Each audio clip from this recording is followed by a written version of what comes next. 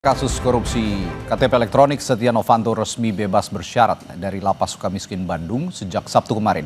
Setia Novanto dinyatakan bebas dari Lapas Sukamiskin berdasarkan surat keputusan Menteri Imigrasi dan Pemasyarakatan. Terpidana kasus korupsi KTP elektronik, Setia Novanto telah bebas bersyarat dari Lapas Sukamiskin, Jawa Barat. Berdasarkan hasil pemeriksaan peninjauan kembali atau PK, di mana batas hukuman mantan Ketua DPR itu telah melampaui waktu. Menteri Imigrasi dan Pemasyarakatan Agus Andrianto menyebut Setia Novanto seharusnya bebas pada 25 Juli lalu. Karena sudah melalui proses asesmen dan yang bersangkutan berdasarkan dari keputusan PK itu sudah melampaui waktunya. Harusnya tanggal 25 yang lalu. Oke. Setia Novanto mendapatkan pembebasan bersyarat 1 hari sebelum Hari Kemerdekaan ke-80 RI setelah menjalani masa hukuman lebih dari 7 tahun di balik jeruji besi. Pada April 2018 lalu, Setia Novanto divonis 15 tahun penjara oleh Pengadilan Tipikor Jakarta. Namun, jalan menuju kebebasan bersyarat Setnov terbuka saat pengajuan peninjauan kembali dikabulkan Mahkamah Agung pada 2021 lalu. Pada September 2021, Mahkamah Agung mengabulkan permohonan peninjauan kembali yang memotong hukumannya menjadi 12 tahun 6 bulan. Serangkaian remisi juga diterima Setia Novanto sejak tahun 2023.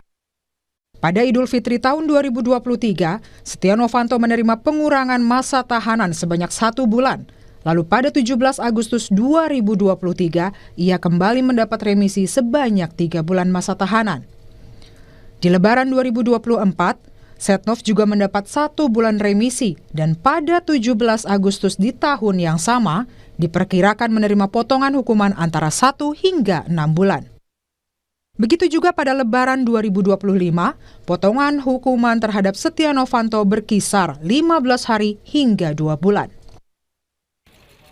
Puncak pemangkasan hukuman Setnov muncul pada Juni 2025.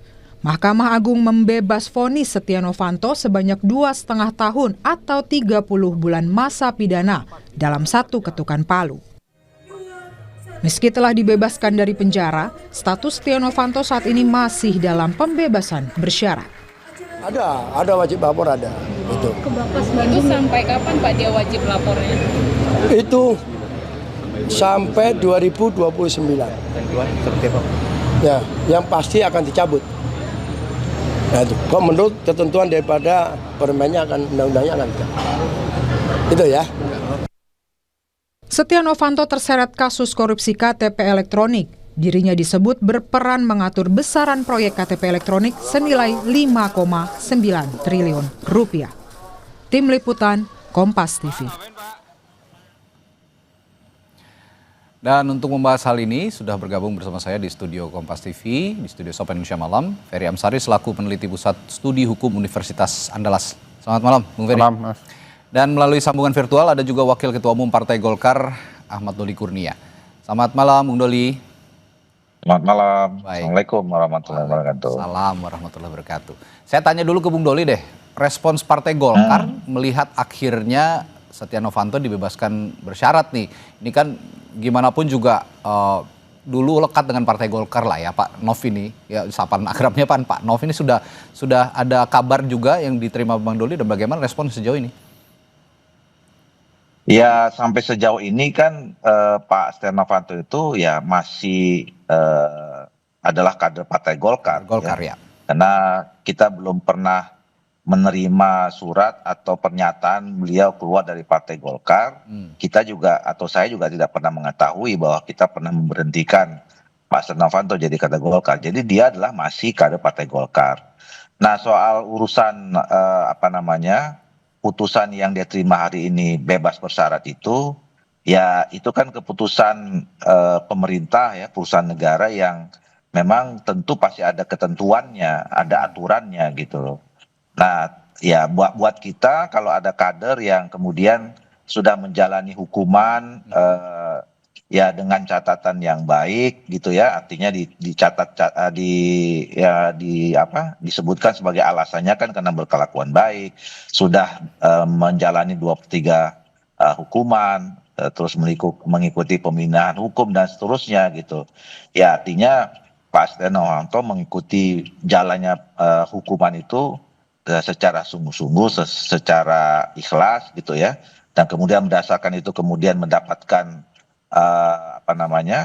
vonis bebas walaupun bebas bersyarat, ya bagus-bagus saja lah ya kan. Kita kan namanya orang juga dihukum kemudian dikasih bebas, ya tentu kita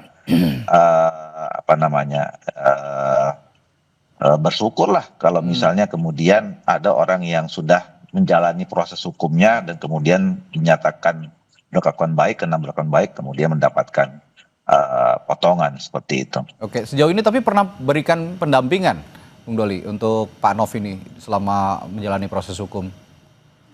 Oh tidak, tentu kan biasanya dulu seperti yang sering dilakukan mekanismenya dalam partai kita, ketika ada kader atau pimpinan yang terindikasi bermasalah hukum, ya badan hukum kita, ada Bakunham namanya, itu menawarkan diri kepada kader-kader kita itu untuk kita beri bantuan hukum. Nah itu pun terserah yang bersangkutan ya, apakah dia menerima bantuan kita atau tidak. Tapi biasanya kan mereka juga punya kuasa hukum atau tim hukum sendiri ya.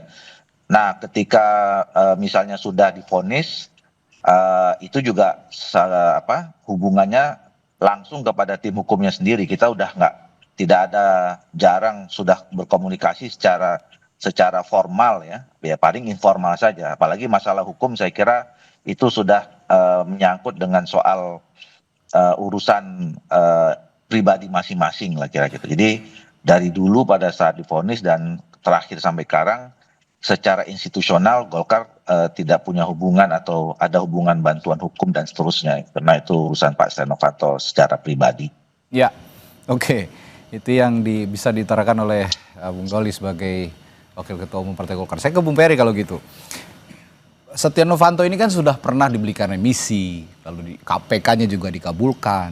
Nah, kalau Anda ngelihat sunat menyunat, kalau kita bilang ekstrim itu sunat menyunat hukuman lah ya.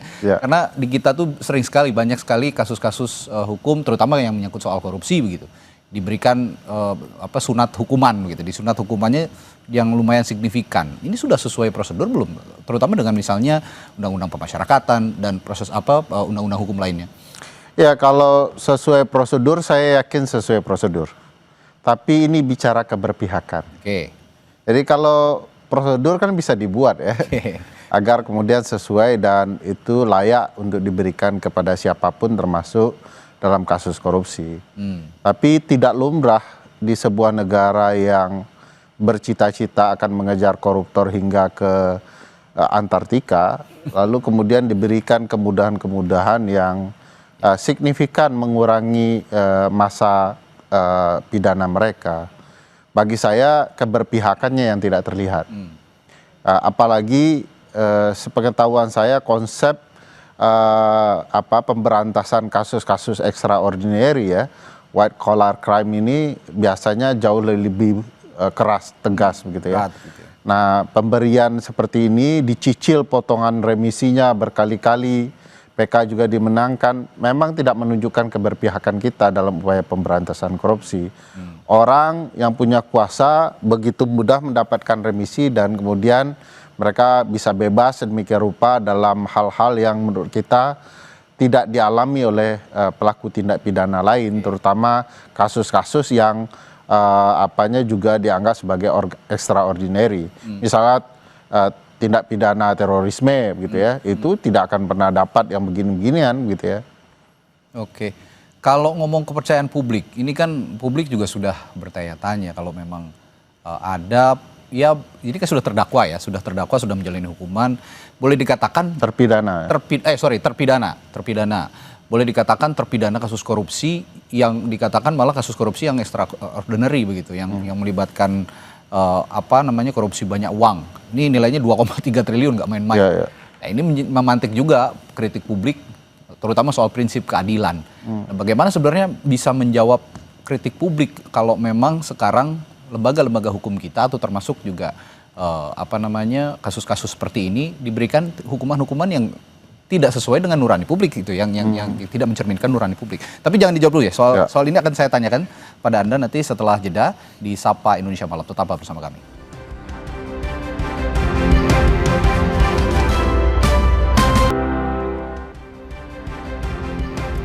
Masih membahas soal pembebasan bersyarat yang diberikan kepada mantan Ketua DPR Setia Novanto yang sudah menjadi terpidana kasus IKTP dan sekarang sudah menjalani hukuman dan diberikan pembebasan bersyarat. Tadi saya bertanya ke Bung Ferry. Ya, ini terus menjadi tanda tanya publik dan mengusik nurani publik ketika sistem peradilan kita menjadi dinilai tebang pilih lah gitu ya, terutama dalam menangani kasus-kasus korupsi yang melibatkan politisi begitu. Nah, kira-kira dampak publiknya bagaimana terhadap sistem peradilan kita? Apakah publik masih bisa percaya dengan sistem peradilan kita dengan peristiwa-peristiwa seperti ini? Kalau ini tidak hanya soal peradilan ya, karena penghukuman pemidananya oleh pengadilan memang di kasus PK dia diringankan. Tapi dalam konteks ini sistem penitensiar kita. Bagaimana penghukuman itu dijatuhkan kepada orang yang dianggap bersalah. Nah, sistem penitensiar kita ini kadang-kadang kalau maling ayam itu bisa lama. Bahkan banyak kasus yang ditangani teman-teman LBH di seluruh Indonesia itu kejadian kecil-kecil ya, maling kecil-kecil itu bisa dipukulin habis itu di kantor-kantor kepolisian hingga di tahanan. Tapi untuk kasus-kasus korupsi selalu ada pengistimewaan ya. Hukuman terus dikurangi dalam 1 tahun itu bahkan bisa 2 tahun seorang terpidana kasus korupsi diberikan remisi dan lain-lain. Nah, bagi saya ini tidak sehat. Orang pasti bisa merasakan ya sebuah tindakan itu tidak adil bagi mereka. Dan dalam kasus Setnov ini semua orang sudah tahu bahwa dari awal banyak sekali pengistimewaan kepada Pak Setnov ya. Ruangannya ber-AC, ada kulkasnya, sangat mewah ya. Jadi ini bukan sesuatu yang mengherankan publik akan terjadi di konteks kasus Pak Setnov. Tetapi orang akan semakin meneguhkan bahwa sistem hukum kita itu tidak sedang bekerja dengan benar ya. Hanya kepada orang-orang kecil lah hukum itu betul-betul tajam, sementara hukum akan sangat menghormati orang-orang yang punya kekuasaan, punya kekuatan politik untuk kemudian diberikan keringanan-keringanan. Hukum memberikan keleluasaan kepada pejabat ataupun orang-orang besar, terutama yang berada di kancah politik Indonesia, di balik partai politik. Bagaimana Anda menjawab hal ini, Bung Doli? Ya, saya kira ini bisa dilihat dari 2 hal yang bisa relevan juga ya. Tentu pertama kami sebagai posisi di Partai Golkar yang kemudian tadi saya nyatakan bahwa Pak Setia Novanto adalah bagian dari Partai Golkar. Ya, terhadap putusan ini ya kita melihatnya bahwa ini memang ada dan sesuai dengan apa yang sudah diatur dalam peraturan perundangan kita, semua prosedur, mekanisme dan segala macam. Nah, soal adil dan tidak adil, saya kira itu memang ada ruang diskusinya sendiri. Ya, kalau kami sih tentu berharap ya bahwa putusan-putusan seperti ini memang harus sama dan adil dengan semua orang yang juga pernah mendapatkan hukuman ya. Mulai dari bukan hanya soal yang mengkorupsi, tapi juga hal-hal yang tadi yang kecil-kecil itu. Tentu kita juga harus detail melihat adanya putusan-putusan seperti ini juga harus berlaku di semua level, kira-kira begitu ya. Nah, tapi kalau kembali dalam konteks ini ya kita kan cuma hanya menerima ya putusan itu, Partai Golkar dalam posisi tidak kemudian ikut campur mengurusi supaya dipercepat atau diterima atau diremisi dan segala macam gitu ya. Kami juga tahunya ketika memang sudah ada putusan ya mau tidak mau ya harus kita terima kan, kira-kira begitu. Oke. Baik, itu pandangan dari Bung Doli. Nanti kalau soal adil dan tidak adil katanya kata Bung Doli ada diskusi lain gitu, begitu Bung Ferry. Tapi saya mendapatkan informasi juga Bung Doli ada agenda lain dan harus meninggalkan diskusi ini. Terima kasih Bung Doli sudah bergabung bersama kami di Sapa Indonesia Malam. Kita jumpa lain waktu. Sama-sama. Terima kasih. Sama-sama. Makasih. Yo, mohon maaf. Ya, dan sekarang juga sudah bergabung melalui sambungan virtual juga ada Rika Aprianti sebagai Kepala Bagian Humas Direktorat Jenderal PAS Kementerian IMI-PAS. Selamat malam Bu Rika. Selamat malam Mas. Iya, Bu Rika di studio juga sudah ada Bung Ferry Amsari ini bersama saya. Saya mau tanya dulu nih, pertimbangan terbesar Setia Novanto mendapatkan bebas bersyarat itu apa sebenarnya Bu Rika? Sebenarnya terkait dengan pertimbangan itu sama pertimbangannya dengan semua warga binaan yang mendapatkan remisi, pembebasan bersyarat atau program integrasi lainnya sesuai dengan pasal 10 Undang-Undang Nomor 22 Tahun 2022 bahwa semua warga binaan yang memenuhi persyaratannya itu antara lain berkelakuan baik, aktif mengikuti pembinaan dan juga telah menunjukkan penurunan risiko, artinya tidak ada pelanggaran dan lain-lain. Dan juga kalau untuk kasusnya Pak Setnov ini adalah sudah melewati 2/3 dari masa pidananya. Jadi kalau dibilang pertimbangan terbesar, pertimbangannya sama untuk warga binaan Sama, yang lain yang diberikan kesempatan juga hak bersyaratnya. Oke. Demikian Mas. Baik, seperti yang disinggung Bung Ferry tadi, kalau ngomongin aturan undang-undang sebenarnya tidak ada yang ditabrak Ya, begitu tidak ya. pasti tidak akan ada yang ditabrak. Karena ya sudah sesuai dengan peraturan dengan undang-undang yang berlaku. Saya dengar tadi Bu Rika juga bilang tadi kan berkelakuan baik begitu ya, mengikuti pembinaan dengan baik selama berada di lapas. Tapi selain itu katanya Pak Setia Novanto ini menjadi inisiator klinik hukum selama di lapas. Begitu ya Bu ya? Apa bisa dijelaskan klinik hukum bagaimana sih Bu ceritanya? Ya, jadi begini, kan saya rasa masyarakat juga sudah mulai paham ya, teredukasi dengan kegiatan bahwa warga binaan di balik jeruji itu tidak hanya diam, tapi diberikan pembinaan, kepribadian, kemandirian. Bahkan tidak sampai di situ, mereka pun diberikan kesempatan. Kita menyebutnya itu warga binaan, support warga binaan, atau semacam peer educator. Artinya bisa jadi mereka menjadi objek pembinaan, tapi mereka jadi pelaku pembinaan. Kita mengetahui bahwa semua warga binaan itu berasal dari latar belakang yang berbeda-beda dan mereka juga mempunyai kemampuan juga yang berbeda-beda yang bisa kita berdayakan untuk mendukung kemampuan warga binaan yang lain. Nah, terkait dengan inisiator klinik hukum ini, semua kita termasuk warga binaan kasih pada orang-orang tertentu atau warga binaan tertentu pasti memiliki kebutuhan terkait dengan kegiatan hukumnya. Jadi klinik hukum itu seperti semacam kegiatan pembinaan yang berfokus pada pengetahuan hukum untuk warga binaan. Dan ini kita beri ruang, jadi bukan hanya Pak Setnov, siapapun yang punya kemampuan di bidangnya masing-masing, itu akan kita berikan kesempatan. Karena memang kita dalam kegiatan pembinaan juga mengembangkan kolaborasi, baik itu eksternal maupun dari warga binaan itu sendiri. Pak Setnov juga beberapa hal juga yang seperti kami sampaikan, ada kita ini sesuai dengan akselerasi dari Bapak Menteri, adanya kita mengembangkan ketahanan pangan. Ketahanan pangan itu memberdayakan warga binaan dan juga dengan memberdayakan lahan yang ada di sana. Jadi kalau dibilang ketahanan pangan apa sih? Ngapain sih Kemen IMI-PAS ataupun masyarakatan ngurusin ketahanan pangan? Tapi nilai terbesarnya adalah bagaimana ketahanan pangan ini bisa memberikan kesempatan kepada warga binaan untuk berkontribusi di dalamnya. Demikian. Itu yang menjadi salah satu pertimbangan. Tapi ada juga pertimbangan lain yang saya dengar Bu. Dirjen PAS juga mengatakan bahwa pemberian pembebasan bersyarat, remisi dan lain-lain itu katanya bisa menghemat anggaran juga untuk anggaran pemasyarakatan sampai 639 miliar lebih. Nah ini apakah benar demikian dan apakah tidak ada jalan lain untuk menghemat anggaran selain memberikan pembebasan bersyarat seperti ini, Bu Rika? Betul sekali bahwa di tahun ini untuk 17 Agustus ini aja ya, remisi umum ini kita hemat lebih dari 600 miliar.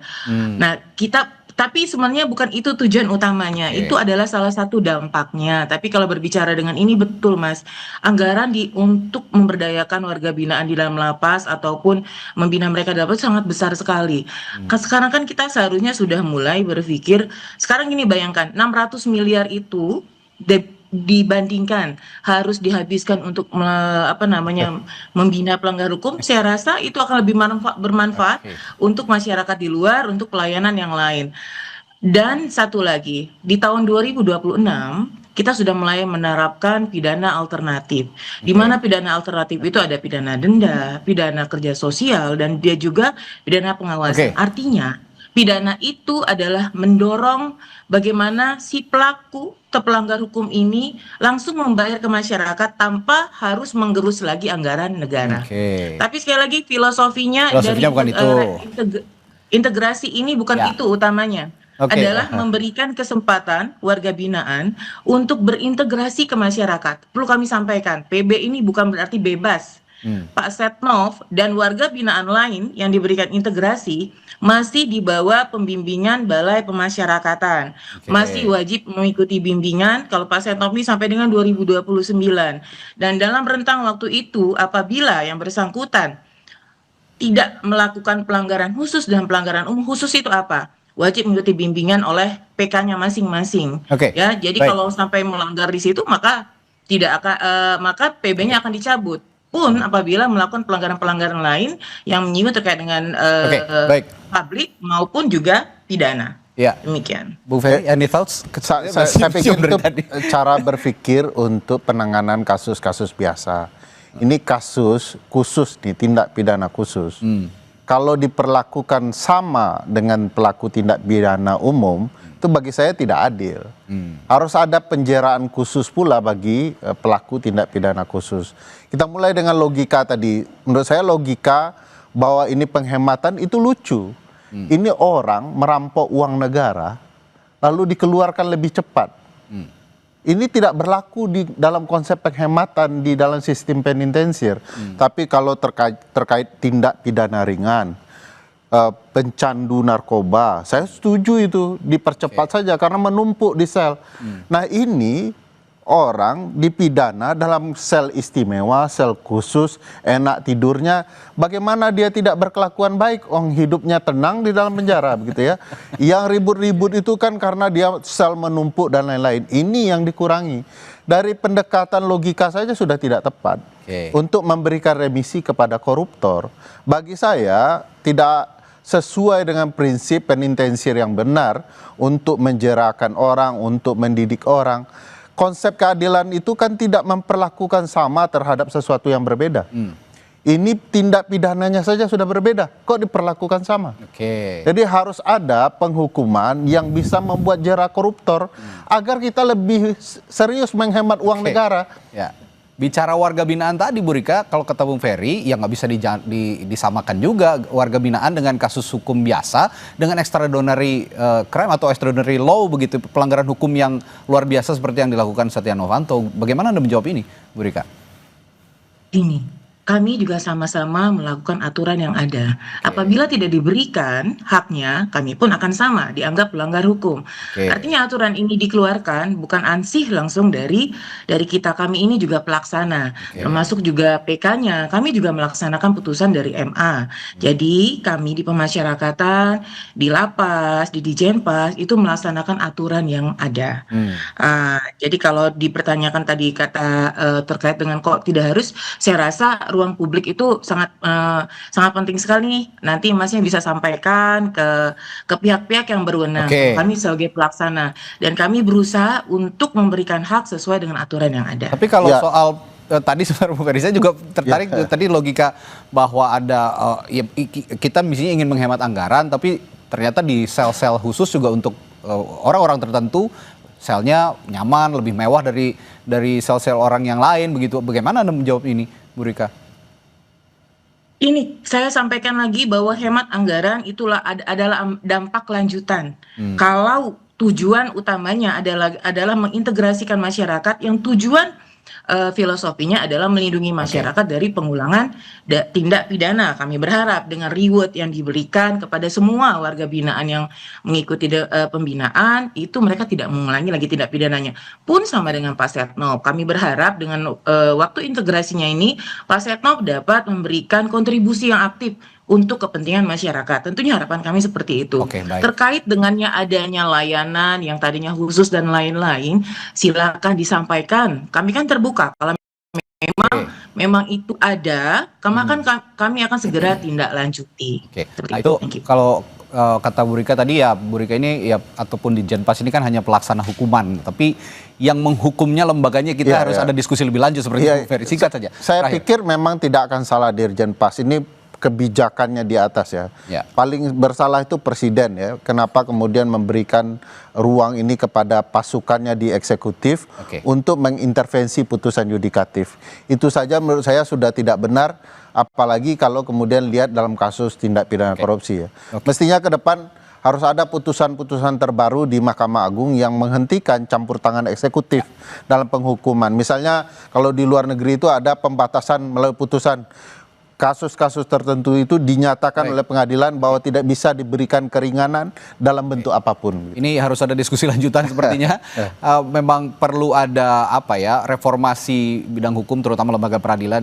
Ya kalau Bung Ferry tadi lebih radikal lagi, lebih ke presiden yang salahnya. Tapi kita lihat runutannya dulu bagaimana lembaga peradilan nanti bisa menata kembali hukuman-hukuman yang diberikan kepada para koruptor misalnya seperti salah satunya Setia Novanto. Baik, terima kasih Bung Ferry, Ibu Rika yang sudah bergabung berdiskusi di Sapa Indonesia malam hari ini. Sampai bertemu lagi, selamat malam, sampai jumpa.